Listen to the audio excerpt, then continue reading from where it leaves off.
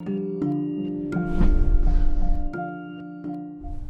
everyone, I'm here today with Austin Carlson from Parkview for another Ativore Talks. We have been working together for a couple of years now. It's been a pleasure. So thanks Austin for talking to us again. It's a pleasure to have you here with us. Yeah, thank you everybody for having me, and happy to give you a little bit more insight to what we've been doing here at Parkview. I'll just give you a quick refresher of our strategy. For those that are invested with us as well as those who hopefully will in the future. But we focus on the private debt side of real estate, more specifically on construction financing. So a lot of the multifamily projects you would see around the country here in the US, we provide the financing to the developers for them to allow them to start to go vertical, if you will. As a result, we charge those borrowers an origination fee up front and interest, any other fees along the way throughout the life cycle of the loan. All that income that we accumulate is passed on to investors on a quarterly basis in terms of a distribution. And then the main idea is we provide that financing for the construction project.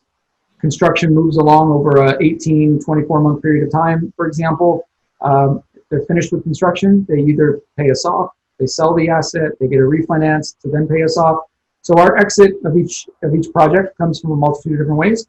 And the real differentiator that we have here at Parkview is from our CEO all the way down to our underwriting and construction team. We do everything in-house. We reprice every project down to the last screw, and we lend on the cost to build the asset, not a arbitrary future value estimate 2 or 3 years down the road. For us, costs are what you can control today, and that's one of the ways that we can definitely mitigate risk within the process and within the strategy.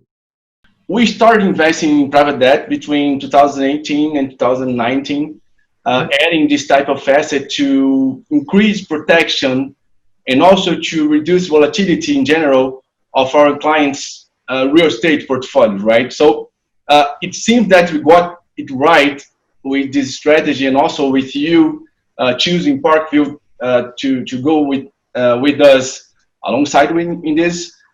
Since the Parkview financial fund is performing in a very, very steady way, despite of the biggest crisis I've ever seen, right? So why is that? Why is this type of asset so defensive during a period of time like this that we are experiencing right now?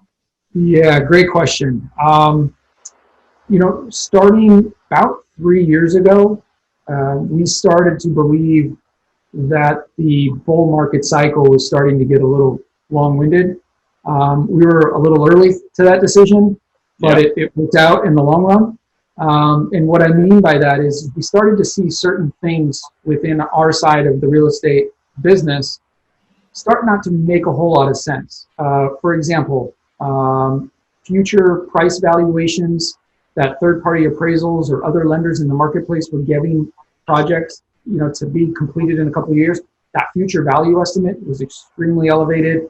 The advance rates, so what we call loan to value, or the LTV of what a borrower will, what a lender will provide a borrower on that project is getting escalated, right? So, here in the U.S., think about it as your typical mortgage on your home.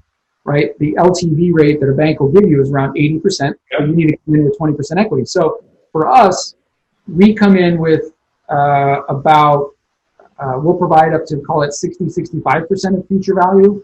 So the other developer needs to come in with really their 40% of equity into the deal. And that advance rate was going up to 80-90%, sometimes even 100 in some construction projects, which makes absolutely no sense.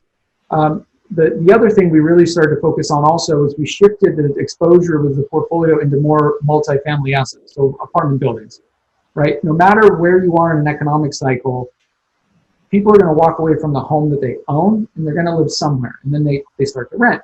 So, maybe rent rates start to come down a little bit in a recession, but at the same time, your occupancy tends to sit steady, right? Yeah. So there's always going to be a demand for multifamily construction. And it's all holding up exactly as we planned, and we hope it would in times of crisis.